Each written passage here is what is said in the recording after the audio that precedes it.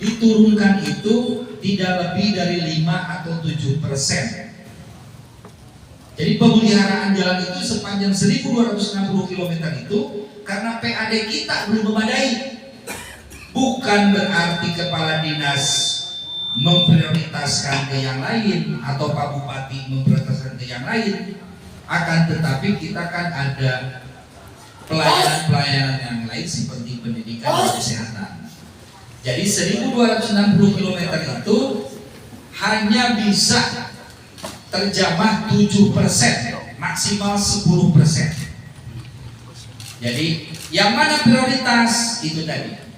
Prioritas jalan yang didahulukan adalah jalan-jalan perekonomian. Jadi memang jangankan di selatan, kita aja yang di utara banyak yang belum tersentuh. Kadang setahun ini tersentuh, terlewat setahun 2 tahun, sehingga kita mengalami kerusakan jalan yang diasumsikan tidak diperhatikan. Nah seperti itu. Jadi alhamdulillah karena calon bupati kita ini sudah malang melintang di berbagai dinas, ya di Desa Superindang juga pernah terakhir di dinas PU. Jadi mudah-mudahan kalau beliau jadi bupati, prioritas ini adalah infrastruktur, betul Pak? Nah, tadi kan calon bupati kita sudah mengatakan kalau ketua DPRD ini dari Golkar, bupatinya dari Golkar, itu akan mempermudah pembangunan. Tidak harus istilahnya melalui mekanisme yang sulit. Dengan ngobrol menyampaikan saja itu sudah atensi dari masyarakat. Apalagi yang mengusungnya dari kita-kita semua. Kenapa kekuasaan ini harus kita rebut atau harus kita teruskan? Supaya kita mudah. Kalau bupatinya dari yang lain, balik tewau, balik lagi partai orang, kita akan sulit. Nah itu mohon dipahami. Jadi perbaikan jalan Cidahu ini juga akan tersentuh, tetapi belum maksimal total semua. Termasuk juga ya di Kalapanunggal dan Kabandungan.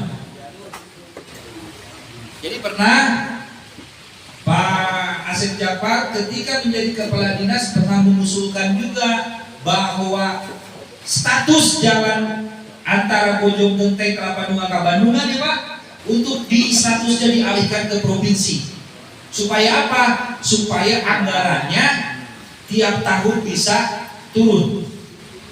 Semuanya berproses, tidak simsalabim. Nah, contohnya ketika jalan di jembatan saja di depan rumah saya runtuh, saya tidak bisa sehari 2 hari.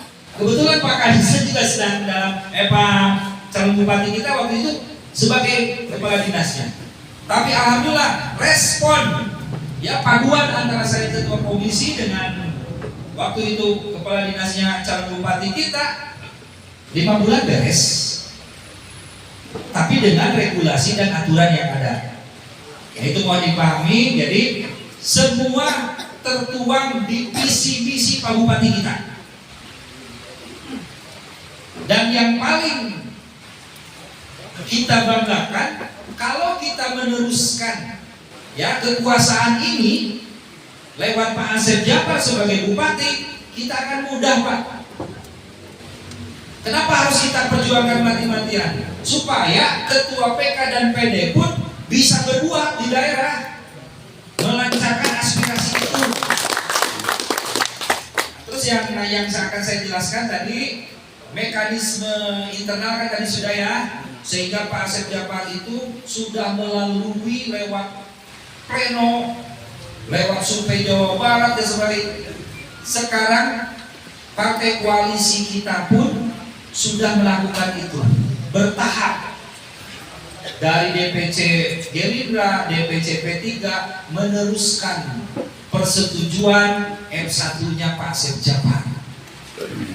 Jadi sudah jelas ya. Masa kita yang kader yang diajukan oleh Partai Golkar itu sendiri harus diganggu oleh kita sendiri? Itu gila Pak. Itu yang harus kita pahami, bahwa